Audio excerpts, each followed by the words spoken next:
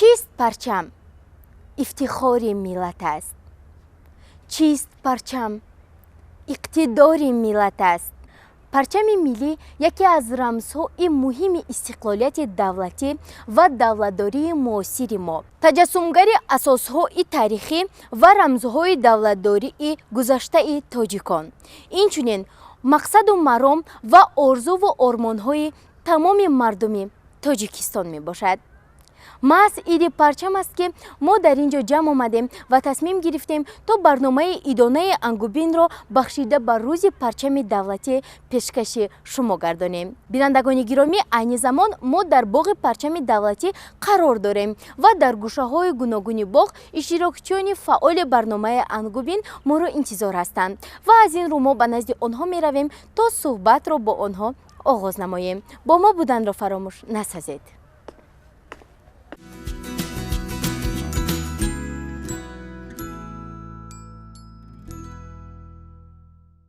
بینندگان گرامی، چنینی که شما از دیگر شماره‌های ایدانه برنامه انگوبین آگاه هستید، ما در هر نمایش ایدانه اشتراکچیان فعال برنامه انگوبین را دعوت می‌نماییم و با همراه آنها اطراف موضوع پیش بینی شده صحبت خیلی خوب را میگذرانیم و شعرها و سخنهای آنها را گوش میکنیم. این لحظه نیز اشتراکچیان فعال برنامه ما که در نزد ما حضور دارند و ما 3 نفر آنها را به نزد خود دعوت نمودیم و با آنها صحبت می‌آوریم و همزمان سخنها و شعرهای آنها را گوش میکنیم. خب، با ما بودن را فراموش نسازید.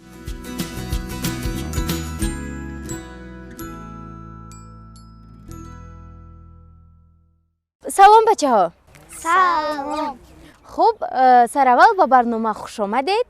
رحمت.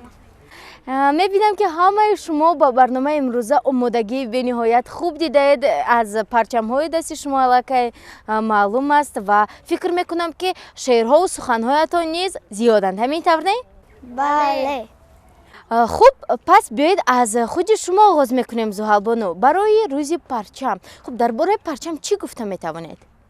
من درباره پرچم گفتنی هستم که رمزهای دولتی در نظامنامه‌های داخل دار این کاس یافته‌اند که آنها را مجلس عالی جمهوری تاجیکستان تصدیق کرده است. خیلی خوب، تشکر زیاد. ما صحبت را با ابراهیم جان ادامه میدیم. ها ابراهیم، شما چی گفتن میخواهید؟ میدونم که شما حتما از شعر آغاز میکنید. مرحمت ابراهیم جان. در کفی پیش صف پرچم است، از متاعی هدف پرچم است، اعتبار و شرف پرچم است، خلق ما را به کف پرچم است، یک نشان وطن پرچم است، شأن و شان وطن پرچم است، قدرتی لشکر است پرچم است، شفقتی کشور است پرچم است، جلوه‌ات جلوه‌ی بال هاست، جلوه‌ی مرغ اقبال هاست، بالی پرواز ها پرچم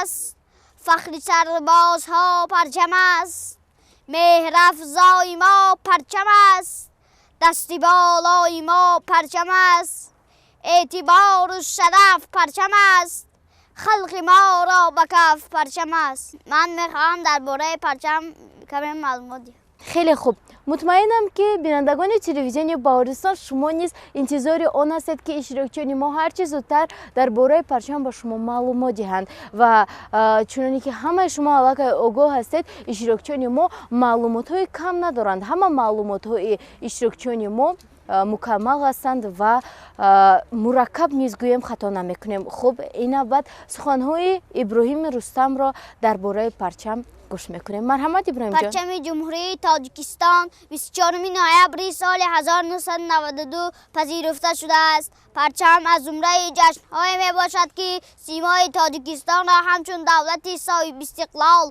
مقتدر، با فرهنگ و صاحب تمدن باوی معرفی می کند. پرچم جمهوری تاجیکستان که امروز همچون یک رمز دولتی شناخته شده است، در اجلاسیه 16 شورای عالی جمهوری تاجیکستان در شهر باستانی خوجند مورد قبول قرار گرفت. همکنون وضع حقوقی، ترتیب آماده سازی، اندازه و کاربرد رسمی پرچم را قانون جمهوری تاجیکستان تحت رقم 254 از 12 می سال 2007 درباره رمزهای دولتی جمهوری تاجیکستان مقرر می‌کند. پرچم دولتی جمهوری تاجیکستان متاع راست‌گونجی است که در روی آن سه رخی رنگه به طور افقی جای گرفته کشیده شده است. رخی بالا رنگ سرخ داشته، پهنای آن به رخی سبز پایان برابر است. رخی سفید مابین 1.5 برابر پهنایی یکی از رنگها می باشد. در روی رخی سفید از جای چوب دسته در مابین پرچم با زرحل رمز تاجی تصدیق شده. در بالای آن 7 ستاره در شکل نیم دایره تصویر یافته است. پرچم جمهوری تاجیکستان رمز استقلالیت جمهوری تاجیکستان می باشد. خب تشکر زیاد. اگر یگان شعر دیگر دانید مرحمت. پرچم که نشانی وحدتی ملی ماست، بر خلق وطن عزیز بر دیده ماست. این پرچم سه رنگانه در کشور من، در روی جهان نشان از ملت ماست. بینندگان گرامی، معلومات ها را درباره قبول پرچم، رنگ های آن و شکل و اندازه‌اش فهمیدیم و اکنون میخواهیم تا مسلمان و مریم که چند پیش در برنامه ما اشتراک نموده بودند، میخواهیم تا مریم برای ما شعرهای گوناگون را در وصف پرچم و وطن قرائت نمایند. خب مریم اگر آماده باشد مرحمت. رنگ‌های پرچمی ما خوش‌جلو، تاج آن میراث کیشاهی بر ما. 7 اختر 7 برج راه نور، راهگشای عالمی بخت و سرور. تاجیکستان پرچمت پاینده باد، جاویدان فرزندهایت زنده باد. رنگ سبزش سبز شد از جان ما، رنگ سرخش خون اجدادان ما. در سفیدی اش راه بختی سفید، میبرد ما را به فردای امید. تاجیکستان پرچمت پاینده باد، جاویدان فرزندهایت زنده باد. من میخوام درباره نشان شعر کنم. مرحمت. خب نشان نیز یکی از رمزهای مهم دولتی می باشد. پس شعر شما را ما گوش میکنیم. مرحمت. روی نشان مدور پخته چو رمز دولت، از گندم است آره رشد و بقای ملت. کوه از درمیانه رمز از کوه ساران، هر قوله اش گواه است از راه بخت و ارمان. از پشت قوله با مهر خورشید سر کشیده، این موک را چو مادر نورش به بر کشیده است. معنی است در کتابش علم و زمان به صد رنگ، ما را هدایت اوست در شاهرات فرهنگ. من میخوام درباره وطن شعر کنم. خب این شعار اشتراکچیان برنامه ангубин است. باز میخوام و باز میخوام. خب مریم بیایید درباره وطن یک شعر گویید. خاکی وطنم سرمه چشمانی من است، روی وطنم آفتاب تابانی من است. نوری وطنم آینه رخشانی من است، مهری وطنم در دل جوشانی من است. من را وطنم تربیه بسیار نمود، فرزندی به خود نیک و وفادار نمود. دروازه اقبال بر رویم بکشاد، پس خدمت او خطاب وجدانی من است. تشکر زیاد. البته بینندگان گرامی، شعرها و متنها و معلومات های میدونسته اشتراکچیان برنامه ما خیلی زیادند و فکر میکنم اگر ما با آنها اجازه دهیم که همه معلومات های میخواستهشان را برای ما پیشنهاد کنند، یک روز هم ثبت برنامه کنیم کفایه نیست. از این رو از سببی که فرصت تنگ است، ما یک چند شعرها و یک چند معلومات ها را مختصر از آنها پرسان میشویم و اینجا میخوایم تا با این اشتراکچیان خیر خوش کرده باز با دیگر اشتراکچیان هم صحبت شویم. با ما بودن را فراموش نسازید. ایدی پرچم مبارک.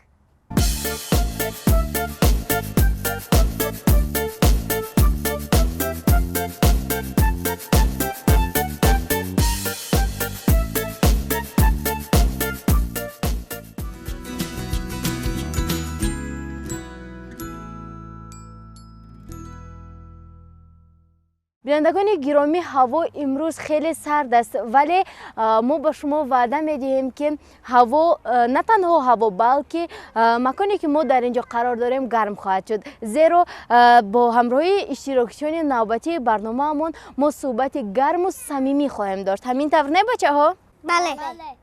خب بینندگان گرامی، خاطررسان می‌شویم که اشتراکچیان نوبتی ما دولتعلی و نظرعلی اینچنین مصطفی رستمی باشند. با ما بودن را فراموش نسازید. خب از کی آغاز میکنیم؟ نظرعلی شاید از شما؟ بله. خب نظرعلی، شما چی گفتن میخواهید درباره پرچم؟ امروز یک عید بین‌نهایت با شکوه است در جمهوری تاجیکستان که نشان از دولتداری ملت ماست. خب در این باره چی گفته میتوانید؟ پرچم دولتی جمهوری تاجیکستان رمز استقلالیتی دولتی جمهوری تاجیکستان می باشد. پرچم دولتی جمهوری تاجیکستان متاع راست گنجه است که در روی آن سیر خیرنگی با طور افقی جای گرفته کشیده شده است. رخ بالا رنگی سرخ داشته، پهنایی آن با رخی سبزی پایانی برابر می باشد. رخی سفید مابینی 1.5 برابر پهنایی یکی از رخهای رنگ است. در روی رخی سفید از جایهای چوب دسته در مابین پرچم با زرحل رمزی تاجیک تنسیق شده و در بالای آن 7 ستاره در شکل نیم دایره تصویر شده است. تاجی که است آینه پاک جوهران، تاجی که است در سر او 70 درام، تاجی که بی‌بهاست نشانونگین او، تاجی که کرد پیری فلک آفرین او، تاجی که زیب پرچم ملت شده است باز، تاجی که در سراغی عدالت شده است باز. گردون بناز در سر تاجیک مانده است، تاجیک را با وحدت ملت رسانده است. من میخواهم باز یک شعر دیگر گویم. خب مرحمت، چون همیشگی باز میخواید یک شعر دیگر گوید. بینندگان گرامی، شعر نوبتی نظرزاده نظرعلی را گوش میکنیم. مرحمت. پرچمی ننگونام ما، پاره جسم و جان ما، نوروزیای چشم دیو، پرچمی کاویانی ما. با کشا رنگی برنگ، سبز و سفید و لال رنگ، تاج ستاره‌اش قشنگ. جان من استی ای وطن، تاج من استی ای وطن، ای وطن ای وطن ای وطن. تشکر زیاد.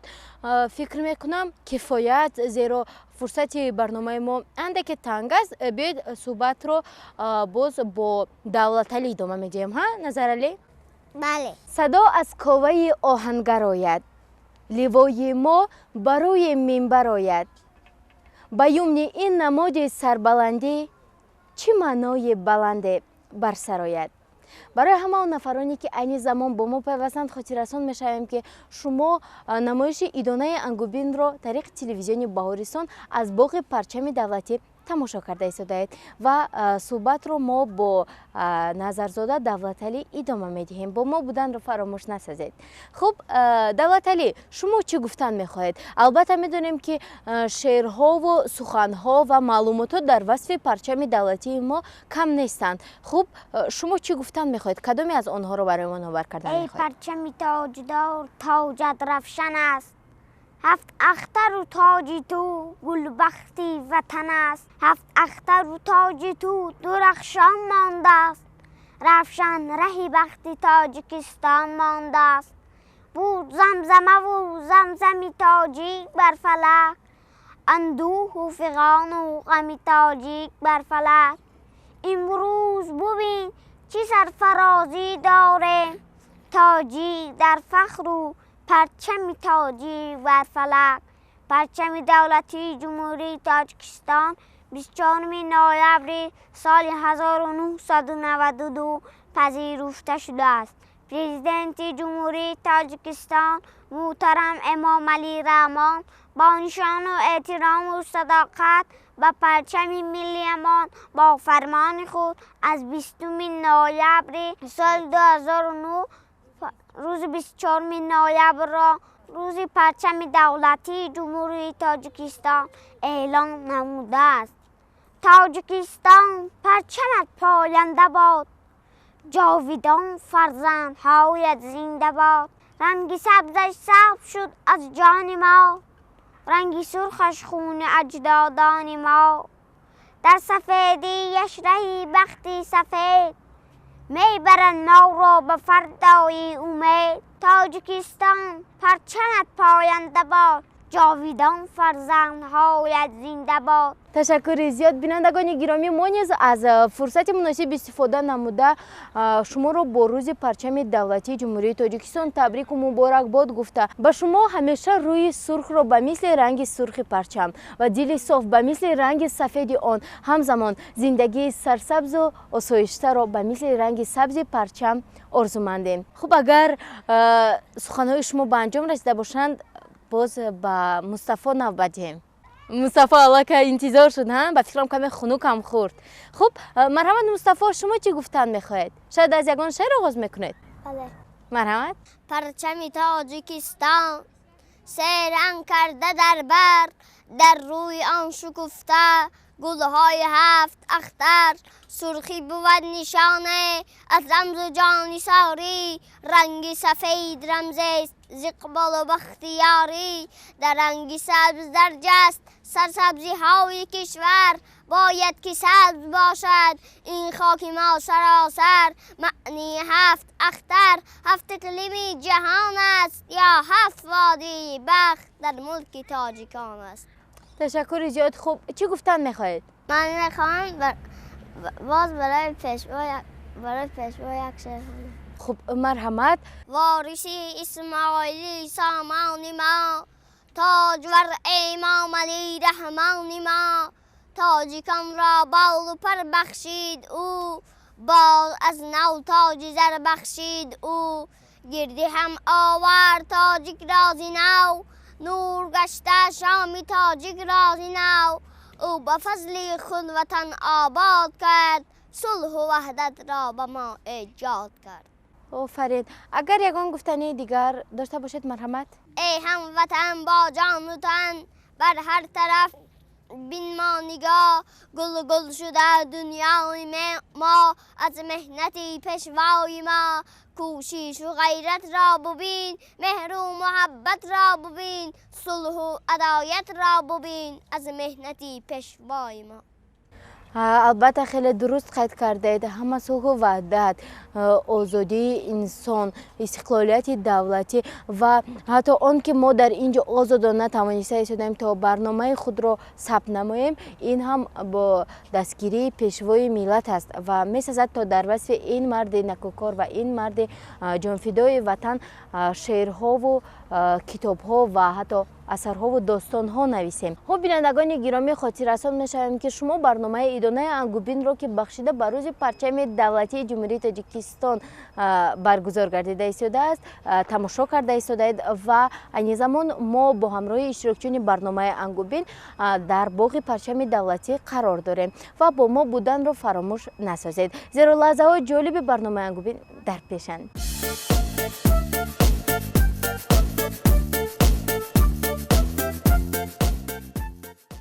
ادامه برنامه ادانه انگوبین است که بخشیده بر روز پرچم دولتی پیشکش شما گردانیده ایستاده ایم. بینندگان گرامی، هنگام سیر و ثبت برنامه در باغ پرچم دولتی ما یکچند مخلصان برنامه های تلویزیونی بهارستان را واخوردیم که آنها نیز میخواهند شعرها و تمنیات های خود را بخشیده به عید پرچم دولتی پیشکش شما گردانند. از این رو با تلویزیونی بهارستان و برنامه انگوبین بودن را فراموش نسازید. پرچم خوش رنگی ما، جلوه چادی فضا، ما سوی فردا رویم تحت تو ای رهنما. رنگ بسا سرخ تو لایق صد گفتگو، رمز دفاع وطن عامل بختی نخو. رنگ سفیدت خوشا هست چو صبح صفا مثل دلی تاجیک است رفشان آیین سا سبز چو تازه بهار پیک خوشی و برار منزل آباد ماست صلح در آن پایدار عید پرچم مبارک. من همه همسالان خود را و تمام ساکنان جمهوری تاجیکستان را با فرارسی روز پرچم مبارکباد گفته تمنای آن را دارم که پرچم دولتی جمهوری تاجیکستان همیشه پرافشان باد. من میخواهم یک شعر پرچم را قرائت نمایم. نشانی کشوری پهناوری ماست، امیدی خلق تاریخ آفری ماست، به دنیای پرافشانی پری ماست، به اوج فتح و نصرت ها سری ماست. پرافشان پرچمی ما زنده بادا، به اوج بخت ما پاینده بادا. به هر جایی که بالا می شود آن، سری بالاتری ما می شود آن. چو با سه رنگ زیبا می شود آن، بری رنگین کمان جا می شود آن. پرافشان پرچمی ما زنده بادا، به اوج بخت ما پاینده بادا. بود آن رمز استقلال تاجیک، ره پرواز تاجیک، بال تاجیک، در آن چون فال و چون آمال تاجیک درخشد اختری اقبال تاجیک. پرافشان پرچمی ما زنده بادا، به اوج بخت ما پاینده بادا. رهی اسپید رو سرخی از آن است، از آن سرسبزی ما جاویدان است. پرافشان پرچمی ما زنده بادا، به اوج بخت ما پاینده بادا. پرافشان پرچمی ما زنده بادا، به اوج بخت ما پاینده بادا.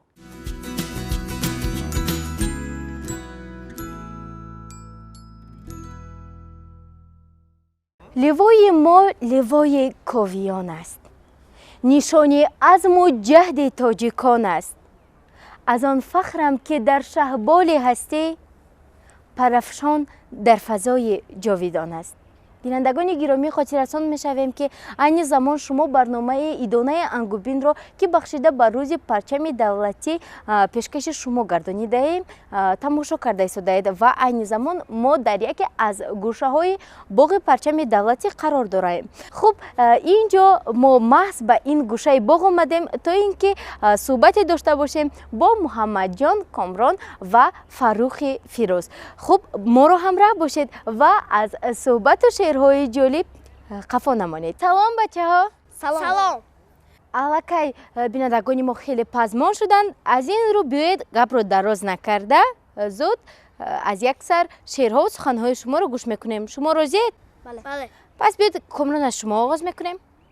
ای پرچمی امید تا پرفشان تویی، در آسمانی بخت رنگین کمان تویی.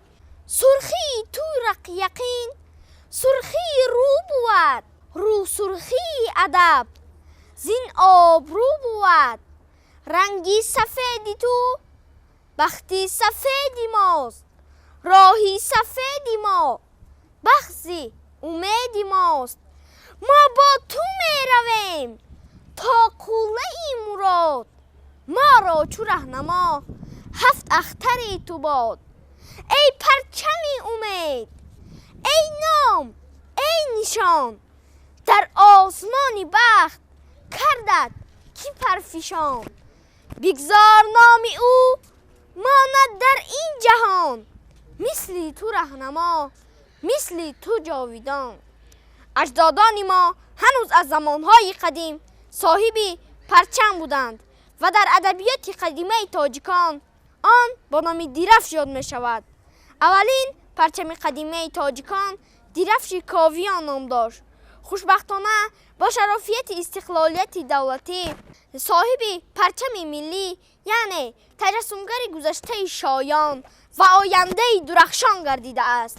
ماه سپتامبر سال 2011 با مناسبت استقلالیت دولتی بلندترین پرچم در جهان با درازی 165 متر بنیاد شد که آن در کتاب رکوردهای گینس وارد کرده شد. من در روز عید پرچم میخواهم از استاد زنده یاد نوریدین امریدین یک شعر قرائت نمایم. پرافشان ای وطن بادا به بالای سرت پرچم، چو رمزی اقتداری تو به هر بام درت پرچم، شکوهت از درفشی کاویانی می شود آغاز، دوامی کارسازی کاوی آهنگرت پرچم، زیابادی و آزادی بشارت آورد بر ما، برای روزگاری نیکی فردا شهپرت پرچم، نشانی افتخار و مژده مهر و وفایی تو، پرستوی محبت با همه بحر و برت پرچم، برت آوازه و شأن و شکوه و اعتبارت را به اقصای جهان با جلوه زیب و فرت پرچم، به نورش می کند روشن رهی آینده ای ما را، طلوعی صبح امید و فروغ آذرت پرچم، کناری زندگی ای جاویدان تا جاویدان باشد، به دنیای سعادت رهنمای و سرورت پرچم، پرافشان ای وطن بادا به بالای سرت پرچم، سری بالای ملت پرتوی تاجی زرت پرچم. تشکر زیاد کامران، واقعا هم شعرهای خیلی پرمضمون رو برای ما و تماشابینان پیشکش گردانیدید. خب این نوبت سخنهای محمد جان رو میشنویم. مرحمت محمد جان. رنگی سبزش سبز شد از جان ما، رنگی سرخش خون اجدادان ما، در سفیدیش رهی بختی امید میبرد ما را به فردای امید. تاجیکستان تاجیکستان پرچمت پاینده باد، جاویدان فرزندهایت زنده باد. پرچم تاجیکستان این نشانی اولین دولت مستقل جمهوری تاجیکستان می باشد که 24 نوامبر سال 1992 رسما قبول و تصدیق کرده شد. پرچم دولتی صاحب استقلال تاجیکستان همچون رمزی بخت و سعادت، سرسبزی و خرمی و سربلندی ملت و دولت تاجیکان می باشد که این باعث افتخار ما می باشد. در طول تاریخ پرچم را با نامهای گوناگون از جمله بیرق، لیوا، پرچم، علم، درفش و غیرها نام می بردند. اما در ماده 3 کنستیتوسیون جمهوری تاجیکستان در قطار دیگر رمزهای دولتی آن با مفهوم زیبای تاجیکی پرچم ثبت شده نشانی استواری پایداری دولت و ملت و زبان ملی امان می باشد. من میخواهم یک شعر از استاد خیراندیش که نامش پرچم نام دارد قرائت کنم. خب ما نیز انتظار آنیم که شما که یک شعر زیبا رو در وصف پرچم قرائت می نماید. و بینندگان گرامی، منظور شماست شعر زیبا در وصف پرچم از استاد خیراندیش. مرحمت. تاجیکستان تاجیکستان پرچمت بادا پرافشان، پرچمی ما پرچمی اقبال ما، پرچمی اقبال و استقلال ما، وحدت ملی شود با آن بلند جاویدانه ماند، بلند و بیگزند.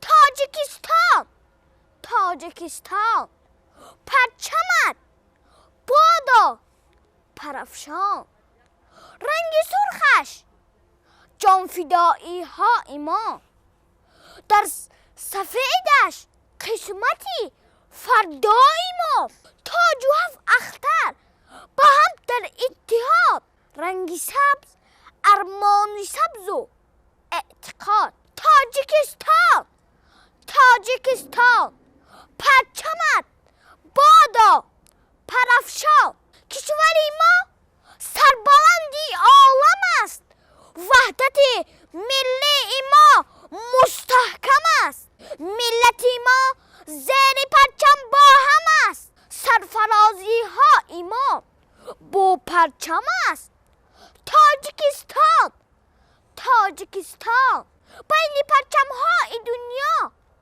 جاویدان پرچمی ما هم بلند اندر جهان جان فدای و جان نثاری کشور چون وطن آن را مقدس بشمره تاجیکستان تاجیکستان پرچمت بادا پرافشان. تشکر زیاد آفرین محمد جان. واقعا هم محمد جان با یک سبک و اسلوب خاصه با یک حسیاتی خیلی عجیب این شعر رو قرائت کردید و همه آن ایما و اشارات هایی که شما میکردید فکر میکنم که با تماشابینان باز یک حس دیگر رو میبخشیدند. بینندگان گرامی چنانچه که خود شما شاهد گشتید در آغاز برنامه هوا کمی ابرناک بود و خنک نیز بود ولی حالا آفتاب برآمد و کمی هوا گرمتر شد و باز باید گویم که شاید گرمی رو که ما حس کرده ایستادیم از همه آن هنر و مهارت از شعرخوانی اشتراکیانمان باشد و ما میخواهیم باز به گرمی خود باز یک گرمی دیگر رو بخشیم. خب مرحمت فرخ شما چی گفتن میخواهید؟ یکی از رمزهای دولتداری تاجیکان پرچم میباشد. پرچم در برابر نشان سرودی ملی کنستیتوسیا و پول ملی یکی از مقدسات ملی به شمار میرود. تجلیل روزی پرچمی دولتی این احترام و ارج گذاشتن به آن می باشد. پرفشان گردیدن آن ما را به سوی آینده نیک و درخشان و فردای آباد و آسوده راهنمایی می کند. در آن تصویری رنگ های سرخ، سفید و سبز می باشد که آن سعی و کوشش خلق و ملت تاجیک را بهر آزادی و استقلال تجسم می کند. رنگ سرخ رمز یگانگی کشور، صلح و دوستی میان ملت ها و جانثاری های مردم به خاطر حفظ مرز و بوم می باشد. رنگ سفید رمز سفیدی، پاکی، فراوانی برف و کوههای بلند کشور و بویگری اساسی مملکت این پخته است. رنگ سبز رمز وادی های سبزپوش، سرزمین کشاورزی، همچنین شکوفایی کشور است. من هم خواهم از استاد زنده یاد نوریدین امریدین شعری پرچم تاجیک را قرائت کنم. مرحمت. پرافشان پرچمی ارمان تاجیک باد، بقای وحدت و سامان تاجیک باد، نشانی روزگاری پرنشاطی او، دوامی دولت و دیوان تاجیک باد، فروغی آفتابی بخت و اقبالش، جلایی گوهری ایمان تاجیک باد. بود تا جاویدان پاینده این ملت، برابر پرچمش با جان تاجیک باد. جمالی زندگی از پرتوش روشن، مصفا چشمه وجدان تاجیک باد. رموز قدرتی به مثل در عالم، به هر عزمی نکو پیمان تاجیک باد. پرافشان پرچمی ارمان تاجیک باد، شکوه و افتخار و شان تاجیک باد. تشکر زیاد فروخ. اگر یگان شعر دیگر گفتن خواهد مرحمت؟ من میخواهم همراه برادرانم شعری بیا با هم وطن سازیم را قرائت کنه. خیلی خوب، ما نیز از این خیلی شاد میگردیم و باوری دارم که با تماشابینان تلویزیونی باورستان نیز پسند خواهد آمد. خوب بینندگان گرامی متوجه باشید، شعر یک جای در اجرای محمد جان، کامران و فروخ. اگر ننگی وطن داری، تو خونش در بدن داری، توانی روح و تن داری، بیا با هم وطن سازیم، بیا با هم وطن سازیم. اگر خواهی وطن آباد، بکن تقدیری او بنیاد، بخواهی خویشتن آزاد، بیا با هم وطن سازیم، بیا با هم وطن سازیم. با علم و فن جلا خواهی، راحت را پرزیا خواهی، کلیدی رهکشا خواهی، بیا با هم وطن سازیم، بیا با هم وطن سازیم. اگر فتح و ظفر خواهی، توانی پیشمن خواهی، زینه و تاجت بسر خواهی، بیا با هم وطن سازیم، بیا با هم وطن سازیم.